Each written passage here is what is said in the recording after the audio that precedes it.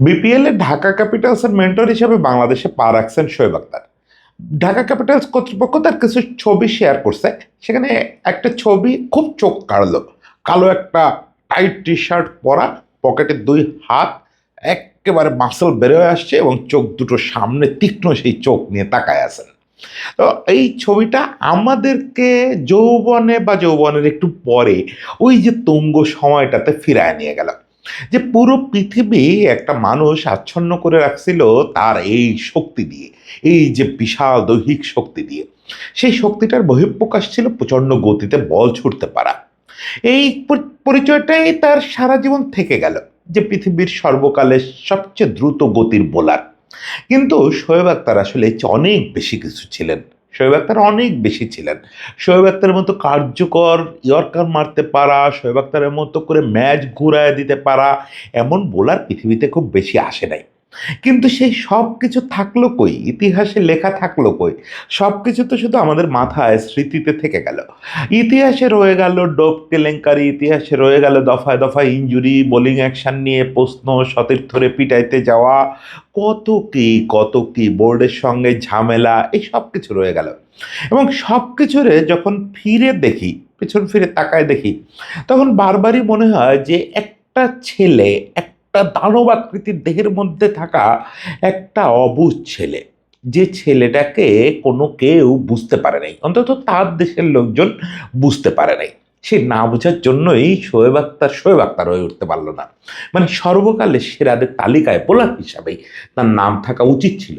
সেটা হতে পারে না আসলে এই দৈত্যের মধ্যে থাকা শিশুটাকে কেউ বুঝতে না পারে। সেই আলোচনাটা একটু করি আজকে। দেখেন, শোয়েব আক্তারের পৃথিবীতে পথ চলাই তো শুরু হয়েছে ভুল বোঝাবুঝির ভেতর দিয়ে। রাওয়ালপিন্ডির একেবারে গ্রাম এলাকায় একটা অতি দরিদ্র পরিবারের জন্ম। বাবা হচ্ছে একটা পেট্রোল পাম্পের নাইট ওয়াচম্যান, মা গৃহিণী, অত্যন্ত দরিদ্র পরিবার, চার ভাই এক বোন। শোয়েব আক্তার হচ্ছে 4 নাম্বার ছেলে, পাঞ্জাবি বংশোদ্ভূত। ফলে দৈহিক শক্তি সবারই ওই প্রচণ্ড। কিন্তু বিশাল একটা দুঃখের সঙ্গে শোয়েব আক্তারের জন্ম এবং বেড়ে ওঠা দেখলেন তার মা বাবা, সেটা হচ্ছে ছেলেটা হাঁটতে পারে না। ছেলেটা হচ্ছে ফ্ল্যাট ফুটেড। ফ্ল্যাট ফুটেড এই জিনিসটা তো আর তখন পাকিস্তানের ওই রাওয়ালপিন্ডির গ্রামের একটা পরিবারের বোঝার কথা না, কিন্তু 5-6 বছর পর্যন্ত ছেলেটা হাঁটতে পারে না। ওই এলাকার ডাক্তার টাক্তার দেখালো। এলাকার ডাক্তাররা বলল যে পায়ে সমস্যা, পা হাঁটু বাঁকা, এই ছেলে জীবনেও হাঁটতে পারবে না। পরবর্তীকালে ব্যাপারটা জানা গেছে সে হচ্ছে ফ্ল্যাট ফুটেড। আপনারা ফ্ল্যাট ফুটেড নিশ্চয়ই জানেন যে আমাদের পায়ে একটা এই ইয়ের একটা ছোট্ট ফাঁকা মতো জায়গা আছে পায়ে, এই বাঁকা একটা জায়গা আছে। এই জায়গাটাই মূলত আমাদের হাঁটার সময় স্থির থাকতে এবং দাঁড়ায় থাকতে সহায়তা করে। এইটা খুব জরুরি পায়ে দাঁড়ায় থাকার জন্য। সেটা শোয়েব আক্তারের নাই। শোয়েব আক্তারের পায়ের নিচেটা একদম সমান। ফলে এই ছেলে দাঁড়ায় থাকতে পারে না। এরপরে আরেকটু বড় হলে দেখা গেল যে ওর হাঁটুটা পেছন দিকে বেঁকে যায়। ফলে ওই ছেলে হাঁটতেও পারে না, দৌড়াইতেও পারে না। এখন স্রষ্টার কি ইশারা দেখেন, শোয়েব আক্তার স্মৃতিচারণ করতে গিয়ে বলছেন যে 9 বছর বয়সে কোনো এক ফাইন মর্নিংয়ে শোয়েব আক্তার একা একা হাঁটা শুরু করলেন। না কোনো চিকিৎসা, না কোনো মলম, না কোনো ওষুধ, কিচ্ছুর দরকার নাই। শুধু শোয়েব আক্তারের মা ওই যে স্রষ্টারে ডাকতেন সবসময়, আমার ছেলেটারে হাঁটার শক্তি দিও, আমার ছেলেটারে হাঁটার শক্তি দিও। হ্যাঁ, শোয়েব আক্তারের মায়ের এই আবেদন স্রষ্টা রাখছেন, শুধু হাঁটার শক্তি দেননি। কয়েকদিনের মধ্যে দেখা গেল সে প্রচণ্ড জোরে দৌড়াতে পারে। কিন্তু এই জিনিসটা কিন্তু শোয়েব আক্তারের পিছন ছাড়ে নাই। এই কথাটা মনে রাখেন যে তার পা হচ্ছে ফ্ল্যাট ফুটেড এবং হাঁটু পেছনের দিক বাঁকায় যেত। আমরা আরো পরে গিয়ে জানবো যে এই দুটো জিনিসের কি ভয়ঙ্কর এফেক্ট এই লোকটাকে সারা জীবন বহন করে যেতে হয়েছে। শোয়েব আক্তার ওই দৌড়াতে শেখার সঙ্গে সঙ্গেই আশেপাশে দেখলো বাচ্চাদের যে ক্রিকেট খেলা যায়, এবং সেখানে সে দেখলো সে ওই টেনিস বলে যে জোরে বল করতে পারে। যেহেতু দেহটা দানবের মতো, ওই ছোটবেলা থেকেই দানবের মতো পাঞ্জাবিদের যা হয় আর কি, ওই বল তো কেউ খেলতে পারে না। ফলে ক্রিকেটের একদম অবসেসড হয়ে গেল। তারপরে একটা বড় ব্যাপার হলো ইমরান খান। অ্যাকচুয়ালি ইমরান খান আজকে বন্দি, কিন্তু এই ইমরান খান তো আসলে হাজার হাজার বাচ্চার, শুধু তো পাকিস্তানে না, আমাদের পুরো সাবকন্টিনেন্ট জুড়ে হাজার হাজার বাচ্চার ফাস্ট বোলার হওয়ার প্রেরণা। ইমরান খান হব, ওই জিনিসটা একটা ব্যাপার ছিল যে ওই এলাকার বাজারে গিয়ে টিভিতে ইমরান খানরে দেখতো, ইমরান খানের সেলিব্রিটি ইমেজটা দেখতো, সব মিলে ইমরান খান হব। তাহলে ওরকম ফাস্ট বোলিং করতে হবে। কিভাবে কি করে কোচ পেয়ে গেল যে লাহোরে গেলে ক্রিকেটার হওয়া যাবে, আন্ডার 19-এর একটা ট্রায়াল হচ্ছে। ওকে ফাইন, লাহোরে তো যেতে হবে। লাহোরে যেতে গেলে দুটো সমস্যা, এক হচ্ছে তার তো বুট নাই, 2 নাম্বার হচ্ছে লাহোর পর্যন্ত রাওয়ালপিন্ডি থেকে যাওয়ার টাকা নাই। এখন বুট তো ম্যানেজ করা সম্ভব হলো না, ওই স্যান্ডেল পরে সে রওনা দিল, এবং টাকা কোত্থেকে আসবে? সে কি করলো, বাস স্ট্যান্ডে গিয়ে বুঝেন রাওয়ালপিন্ডি থেকে লাহোর কোনো টাকা ছাড়া সে বেরোয় পড়ছে। বাস স্ট্যান্ডে গিয়ে কন্ট্রাক্টরদের হাত পা ধরা শুরু করলো যে ভাই আমি তোমাদের বাসে ছাদে করে যাব, ওই যে পাকিস্তানে এখনো দেখবেন দুর্গম এলাকাগুলোতে ভাঙাচোরা এক ধরনের বাস চলে, ছাদে করে যাব, টাকা দিতে পারবো না, ক্রিকেট খেলতে যাব। তো পাকিস্তানের লোকজন তো সে আদিকাল থেকে ক্রিকেট পাগল, তাহলে একটা বাচ্চা লম্বা লিকলিকে একটা বাচ্চা, সে ক্রিকেট খেলতে লাহোর যেতে চাইছে, ফ্রি নিয়ে গেছে, এবং লাহোর গিয়ে সে ক্যাম্পে অংশ নিয়েছে, ক্যাম্পে বাঁচাইতেও টিকে গেছে। ওখানে চোখে পড়ছে মাজিদ খানের, মানে ইমরান খানের খালাতো ভাই, সাবেক টেস্ট ক্যাপ্টেন, টেস্ট ক্রিকেটার, এবং পরে তো পিসিবির প্রধান নির্বাহী ছিলেন। মাজিদ খান মূলত তাকে খেলার সুযোগ করে দিলেন, এবং এরপরে শোয়েব আক্তারকে কি বলবো, পেছন ফিরে তাকাতে হয় না, বললাটা শোয়েবের প্রতি তো বিরাট অন্যায় হবে, কারণ তাকে তো বারবার পেছন ফিরেই তাকাতে হচ্ছে, সে তো সামনে চলার সুযোগই পায় নাই। দেখেন ওই যে ক্যাম্পে সুযোগ পাইছে, ক্যাম্পে সারাটা সময় এই ছেলেটা বুলিংয়ের মধ্যে কাটাতে হয়েছে। আপনার মনে হয় না এরকম বিশাল দেখি একটা মানুষ যারে সামনে পাবে তারে মারবে? হ্যাঁ, শোয়েব খুব রাগী ছেলে, খুব রাগী, নিজেও বলছে বিভিন্ন সময় যে আমার রাগ হয়ে যায়, হুটহাট করে রাগ হয়ে যায়, কিন্তু ওই সময় রাগ করারও অবস্থা ছিল না। ওই যে খালি পায়ে বল করে, এর ওর কাছ থেকে চেয়ে বুট নিয়ে বল করে, এটা নিয়ে মারাত্মক বুলিংয়ের মধ্যে বড় হচ্ছে। মানে ওই সময় থেকে ইনফিনিটি কমপ্লেক্স, তারপর বুলিংয়ের শিকার হওয়া, সব কিছু মিলে ছেলেটা মানসিকভাবেই ঠিকমতো বিকশিত হতে পারে নাই। 90-এর একদম শেষ দিকে সারা পৃথিবী জানলো যে মনে মনে গুমড়ে মরা ছেলেটা একটা বিশ্বসেরা জিনিস হইতে যাচ্ছে। সেটা মূলত আমরা সবাই একসঙ্গে, এখানে আমি আমার ব্যক্তিগত কথাও বলতে পারি যে আমিও আসলে 99-এর ওই ইডেন টেস্টের আগ পর্যন্ত শোয়েব আক্তার কে জানতাম না। পৃথিবীকে জানতো আসলে ওইভাবে হয়তো যারা খুব ভালো ফলো করতেন। আমি তো আর সে সময় সাংবাদিক না, আমি তো সে সময় নিরেট ক্রিকেট দর্শক, এবং আপনাদের মতো এত ভালো দর্শকও না। ফলে আমি ওই 99 ইন্ডিয়ান টেস্ট দেখতেছি, একদম মুগ্ধ হয়ে দেখতেছি। মূল উদ্দেশ্য ছিল রাহুল দ্রাবিড় আর সচিনের ব্যাটিং দেখা, অবশ্যই সৌরভের ব্যাটিং দেখাও একটা বড় ব্যাপার ছিল। তো সেইখানে আমার আজও পর্যন্ত ওই দৃশ্যটা আমাদের না পৃথিবীর কেউ বলতে পারবে না। যারা 99 ইন্ডিয়ান টেস্ট দেখছে, ভারত পাকিস্তান সেই টেস্ট দেখছে, তারা কোনোদিন এটা বলতে পারবে।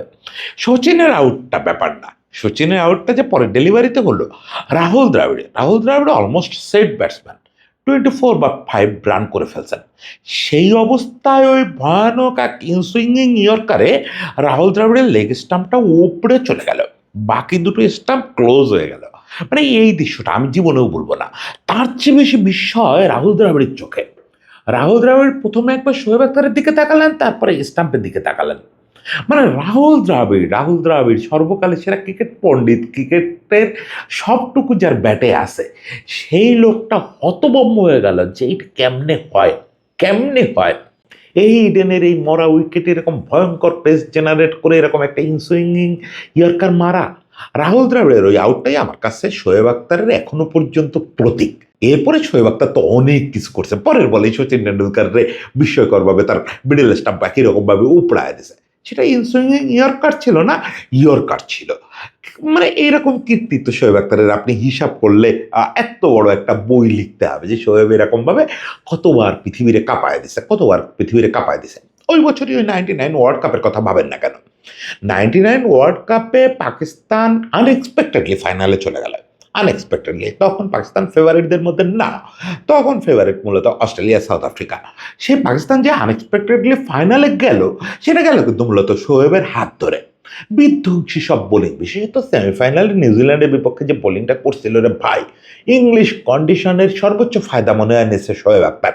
মানে ওইখানে আমার আবার ওই জ্ঞানটা প্রথম হলো যে শোয়েব শুধু পেস স্টার না, শুধু স্পিড স্টার না, ইংলিশ কন্ডিশনে কেমনে দুর্দান্ত বোলিং করতে হয়, এটা স্পিড স্টার হইলে আপনি শুধু স্পিড স্টার দিয়ে এটা করতে পারবেন না।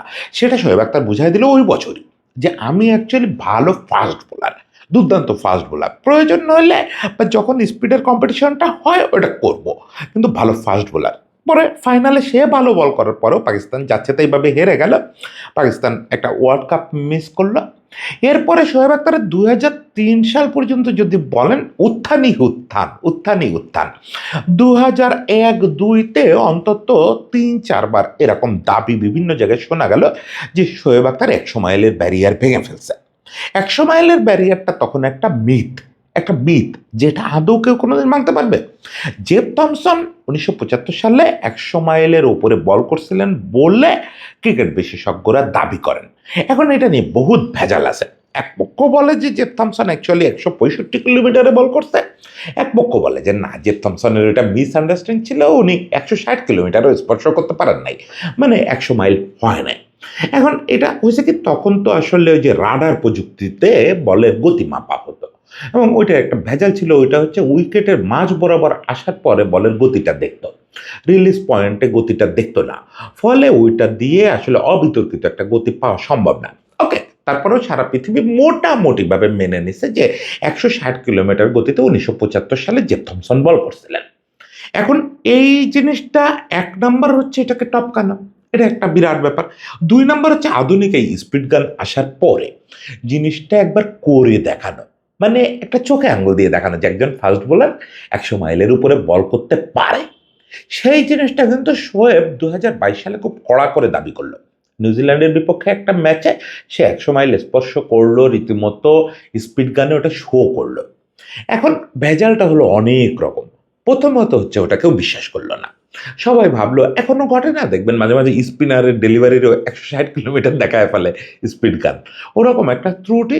এবং ওই ম্যাচ শেষে ওই রিপোর্টটা আইসিসির কাছে জমাই দেওয়া হলো না, এই কারণে যে ওই ম্যাচে নাকি স্পিড গান ওই সময় কাজ করতেছিল না, ওই সময় যে রেজাল্টটা দেখানো হয়েছে ওটা নাকি রাডার প্রযুক্তিতে। এইটা নিয়ে শোয়েব আখতার খুব ক্ষিপ্ত, সারা জীবন খুব প্রকাশ পড়ে গেছে এটা নিয়ে যে আমার তো 2022-এই রেকর্ড হয়ে গেছে, আমি 100 মাইল পার করে ফেলছি।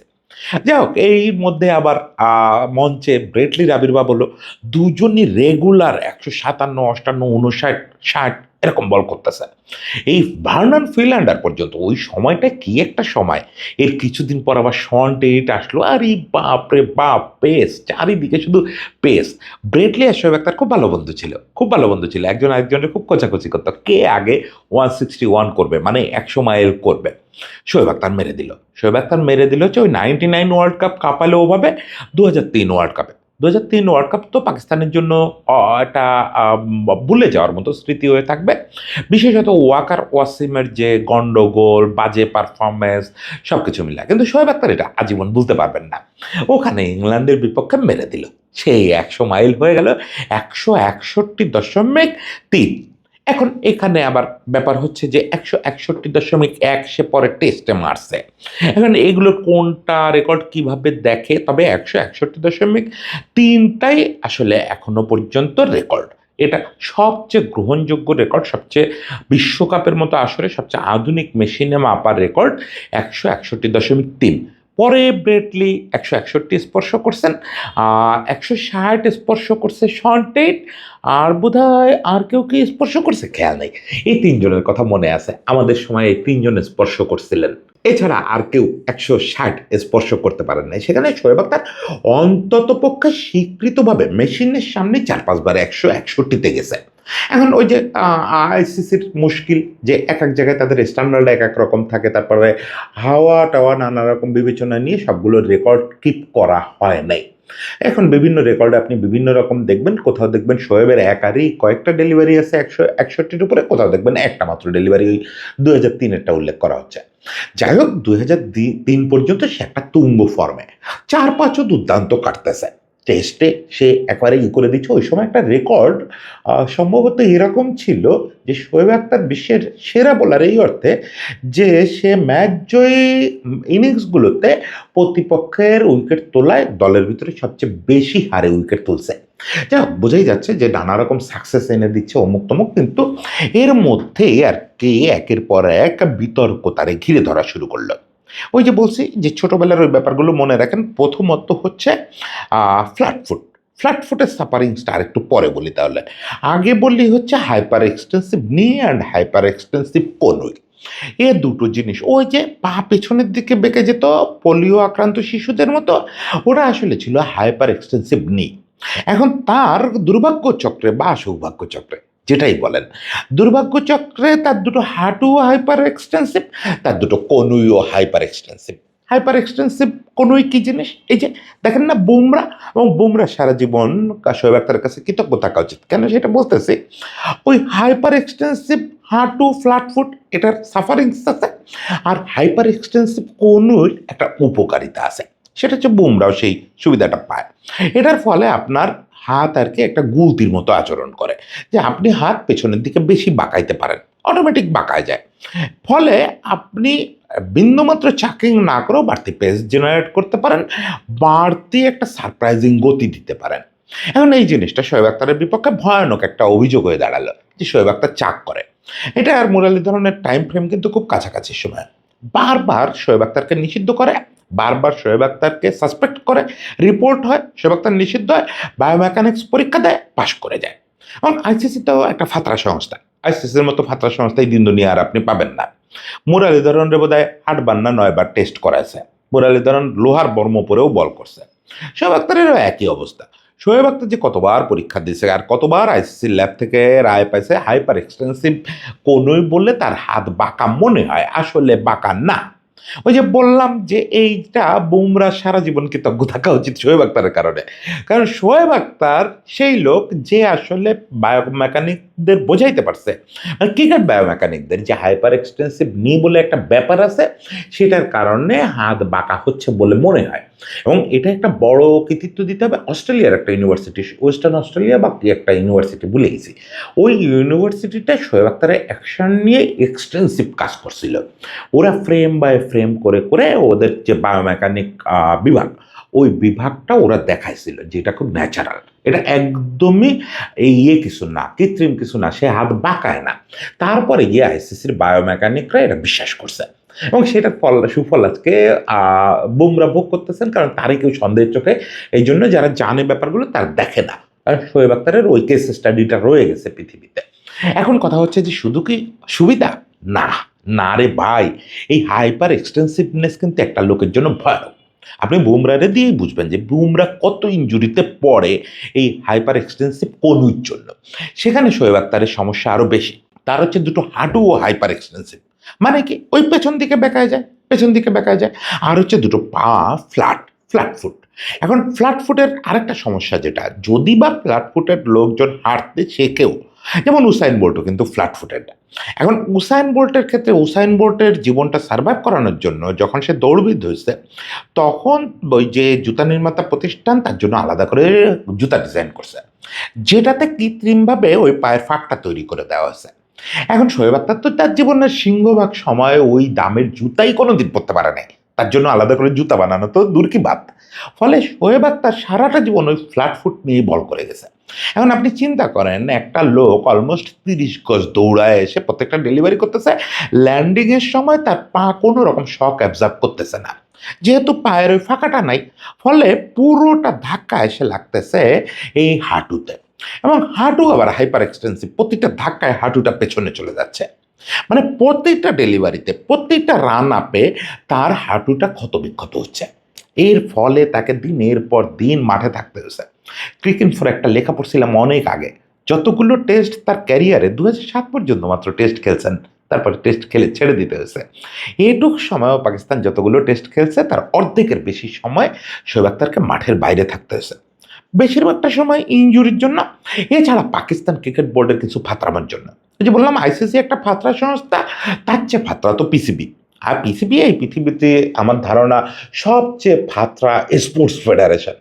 মানে কি না একটা দুর্ভাগ্যজনক দেশ, যেই দেশে পৃথিবীর সবচেয়ে বেশি র ট্যালেন্ট জন্মে, এবং যেই দেশের বোর্ড সবচেয়ে বেশি র ট্যালেন্ট ধ্বংস করে। মানে র ট্যালেন্ট ধ্বংস করায় পাকিস্তানিদের মতো আর কেউ নাই, পাকিস্তান বোর্ডের মতো। আবার র ট্যালেন্ট পাওয়ার দিক থেকেও ওদের আশেপাশে কেউ নাই। শোয়েব আক্তারের ক্ষেত্রেও তাই হয়েছে। শোয়েব আক্তারের বারবার বিভিন্ন জিনিসে এক হচ্ছে, যেগুলো শোয়েব খারাপ করছে সেগুলো তো খারাপই, সেগুলো তো অ্যাভয়েড করার কোনো সুযোগ নাই। চাকরিটা সে করে নাই, এটা অহেতুক তার নামের পাশে লাগছে। কিন্তু ওই যে আসিফরে পিটাইতে যাওয়া, দর্শকের গায়ে বোতল মারা, তারপরে বল টেম্পারিং, এগুলো তো করছে। এখন কথা হচ্ছে যে ওই যে বললাম যে দৈত্যর মধ্যে একটা শিশু, ও সহজে চেতে যায়, ওই ছোটবেলার ওই বুলিং, ওই জিনিসটা ওরে সাফার করায়, ও শরীরে অসহ্য যন্ত্রণা, সবসময় অসহ্য যন্ত্রণা হয়। ইভেন পিসিবির ডাক্তাররা কখনো এটাও ভাবে না যে ছেলেটা পেইন কিলার দিয়ে সুস্থ রাখে, পেইন কিলার দিয়ে খেলায়। ও ওই যন্ত্রণা সহ্য করে খেলে যাচ্ছে, ফলে মাঝে মাঝে আউটবাস্ট করতেছে, উল্টাপাল্টা কাজ করতেছে, আসিফরে পিড়াইতে যাচ্ছে। এই পুরো ব্যাপারটা যে টেক কেয়ার, সুন্দর করে টেক কেয়ার করা, একমাত্র ইমরান খান ছাড়া কেউ এই ছেলেটার দরদটা বোঝে নাই। ইমরান খানের কথা কেন বললাম? শ্রীলঙ্কায় বল করতেছিল একবার 47 ডিগ্রিতে। ইমরান খান পাকিস্তান থেকে ফোন করছিলেন, ফোন করে বলছিলেন যে তুমি বল করা বন্ধ করো, কালকে বল করবা না, আগে জীবন তারপরে দেশে ফিরে আসো।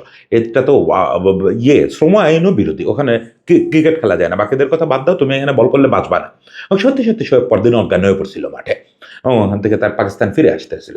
তো বললাম ইমরান খান ছাড়া তার প্রতি একটু দরদও কেউ দেখায় নাই, যে এত বড় দেহের মধ্যে একটা বাচ্চা, সেই বাচ্চাটা এটা প্রবল কষ্ট করে খেলে যাচ্ছে, তার প্রতি কেউ দরদ দেখায় না। বরং পিসিবি কি করছে, পিসিবি দফায় দফায়, যেহেতু ওই যে বেফাস কথা বলে, এখনো তার ইউটিউব চ্যানেল দেখবে না, এখন অনেক ম্যাচিউরড হচ্ছে, স্টিল সে কিন্তু খুব টোটকাটা, খুব টোটকাটা, যা বলার না তাও বলে ফেলে। ফলে দফায় দফায় পিসিবি একটু অজুহাত পাইলেই তার নিষিদ্ধ করে দিছে।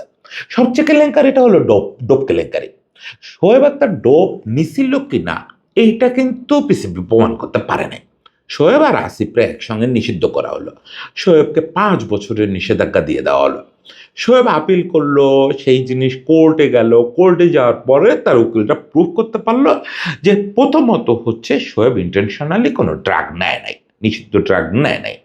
দ্বিতীয়ত হচ্ছে যে সাপ্লিমেন্টটাই এই ড্রাগটা তার শরীরে ঢুকছে, যেটার কারণে সে ধরা পড়ছে, এই সাপ্লিমেন্টটা পিসিবি সরবরাহ করছে। ফলে যদি ডোপ টেস্টে ডোপ আইনে কাউকে ধরতে হয়, পিসিবিকে ধরতে হবে। পরে আদালত তাকে নির্দোষ রায় দেওয়ার পরে সে কিন্তু নিষেধাজ্ঞা মুক্ত হলো। এবং খুব ইন্টারেস্টিং ব্যাপার, শোয়েব যেটা তার আত্মজীবনীতে লিখছে, যে সারা পৃথিবীতে ব্রেটলিকে দেখে আমার হিংসা লাগতো, আমার বন্ধু ব্রেটলি, যে ব্রেটলির প্রতিটা পদক্ষেপের পেছনে পুরো অস্ট্রেলিয়া ওর সঙ্গে থাকে, আর আমাকে মূলত লড়তে হয় আমার পুরো দেশের বিপক্ষে। আসলেই তাই। যখন আদালত, পাকিস্তানের আদালত রায় দিল যে শোয়েব নির্দোষ, তখন কি করলো পিসিবি, ওই আন্তর্জাতিক ওয়াডা সম্ভবত, যারা মাদক বিরোধী যে প্রতিষ্ঠান, তারা কোর্ট অফ আরবিট্রেশনে গেল। আপনি জানেন সেখানে মামলার বাদী হিসাবে ওয়াডা ছিল, আইসিসি ছিল, সঙ্গে অযাচিতভাবে পিসিবি যুক্ত হয়েছিল। মানে পিসিবি চাচ্ছিল তার এই শাস্তিটা বাড়াইতে। কোর্ট অফ আরবিট্রেশন এটা খুব বিরক্তি সহকারে খারিজ করে দিচ্ছে, যে অলরেডি এটা আদালতে প্রুভেন যে এই ছেলে নেয় নাই, ড্রাগ নেয় নাই, তারপরে ওই মামলা চলতে পারে না, মামলাই নেওয়া হয় নাই। তার মানে শোয়েব ডোপ টেস্টে কোনোভাবেই আপনি অপরাধী বলতে পারেন না। অথচ আপনি শুনবেন না কোনো মিডিয়া এটা বলা হচ্ছে, সব মিডিয়া বলবে যেহেতু ডোপ টেস্টেও ধরা পড়ছিল। হ্যাঁ, অন্যায় তো জীবনে করছেই, যেটা বললাম যে অনেক অন্যায় করছে, সেগুলো মূলত ওই যে মাথাকে নিয়ন্ত্রণে রাখতে পারে নাই, সেই জন্য মাথার উপরে একটা হাত থাকতে হতো, একটু সিস্টেম থাকতে হতো, একটু ব্যবস্থাপনা থাকতে হতো। পৃথিবীর কিচ্ছু ছিল না, কিচ্ছু ছিল না। এই জিনিসের সঙ্গে দেখেন, একবার পাকিস্তান ক্রিকেট বোর্ডের চেয়ারম্যানের সমালোচনা করায় তারা 5 বছরের নিষেধাজ্ঞা দেওয়া হলো। সেই নিষেধাজ্ঞা পরে কমানো হলো। আইপিএল তখন মাত্র শুরু হচ্ছে পৃথিবীতে, শুরু থেকে কিন্তু আইপিএলে পাকিস্তানি ক্রিকেটাররা খেলতো। সেই আইপিএলে বিশাল দাম দিয়ে শোয়েবকে নিতে চাচ্ছিল দলটা, কিন্তু সে খেলতে যেতে পারতেছে না, কারণ পিসিবির সমালোচনা করায় পিসিবি তারে নিষেধাজ্ঞা দিয়ে বসে আছে, 5 বছরের নিষেধাজ্ঞা। সেটাও পরে রাজনৈতিক তৎপরতা করে, এবং সেটার পেছনে ইমরান খানের, ওই যে আবার ইমরান খানের একটা ভূমিকা ছিল, যে একটা সমঝোতা করে তার নিষেধাজ্ঞা থেকে মুক্ত করছিলেন। মানে কেন কোনো কাজ নাই যা শোয়েবের সঙ্গে করা হয় নাই। তারপরে তো 2007-এ শেষ টেস্ট 7 খেললো, 2008-এ ওই যে আইপিএল খেলছিল শেষ পর্যন্ত, তারপর থেকে আসলে শরীরটা আর নিতে পারে না, আর নিতে পারে না, বারবার বাইরেই বেশিরভাগটা সময় থাকেন, বেশিরভাগটা সময় থাকেন। তবে খুব ইন্টারেস্টিং ঘটনা হচ্ছে 2010-11 দিকে কিন্তু মারাত্মক একটা প্রত্যাবর্তন হয়েছিল। মারাত্মক বললাম শোয়েবের ওই হাইটের তুলনায় না, কিন্তু আসিফ আমির যখন নাই, ওরকম একটা সময় কিন্তু টি-20 ওয়ানডেতে বেশ ভালোভাবে ফিরছিলেন। কয়েকটা ভালো স্পেল ছিল, কয়েকটা ভালো স্পেল ছিল। তারপরে খুব ট্রাজিকভাবে ক্যারিয়ারটা শেষ হয়ে গেল 2011 ওয়ার্ল্ড কাপে। 11 ওয়ার্ল্ড কাপ চলা অবস্থায় ফার্স্ট রাউন্ডের পরে জানালেন যে আর চলে না, শরীর চলে না, পারি না আর। শোয়েব আক্তার ক্রিকেটকে বিদায় বললেন। তবে আমাদের সৌভাগ্য যে শোয়েব আক্তারের ক্রিকেট মস্তিষ্কটা, যেটা না হলে শোয়েব আক্তার সম্পর্কে হয়তো সারা জীবনই বলে যেতে হতো যে খ্যাপা মানুষ। হ্যাঁ, খ্যাপা মানুষ, কিন্তু ক্রিকেটের বোঝাপড়া যে কত ইন্টারেস্টিং সেটার জন্য দ্য শোয়েব আক্তার শোটা ইউটিউবে দেখতে পারেন, যে ক্রিকেট কি চমৎকার করে বোঝেন এবং খুব ইন্টারেস্টিংলি তার আত্মজীবনীর মতোই খুব মানে অকপটে শোতে বিভিন্ন জন সম্পর্কে কথা বলে যান, বিভিন্ন ইভেন্ট ফাঁস করে দেন। ফলে লোকটার প্রতি এখনও লোকেদের এবং প্রতিষ্ঠানের যথেষ্ট বিরক্তি থাকারই কথা। কিন্তু আমরা শেষ পর্যন্ত জানি এই যে বিশাল দেখি মানুষটা ঢাকায় আসছে, এর ভিতরে একটা শিশু আছে। আমার সঙ্গে দু চারবার সামনাসামনি দেখা হয়েছে, কখনো সেভাবে কথা বলার সুযোগ পাই নাই। যদি সুযোগ পেতাম আমি ওই কথাটা একটু বলতাম যে আমি খুব ফিল করি আপনার ভেতরে বাচ্চাটাকে, ওই বাচ্চাটার যত্ন নেওয়া হলো না, এটাই পৃথিবীর সবচেয়ে বড় আফসোস থেকে যাবে। শোয়েব আক্তারের জন্য অনেক শুভেচ্ছা। সব ভালো থাকবেন, আমাদের ছোটবেলার হিরো, তরুণ বয়সের হিরো শোয়েব, অনেক ভালো থাকবেন।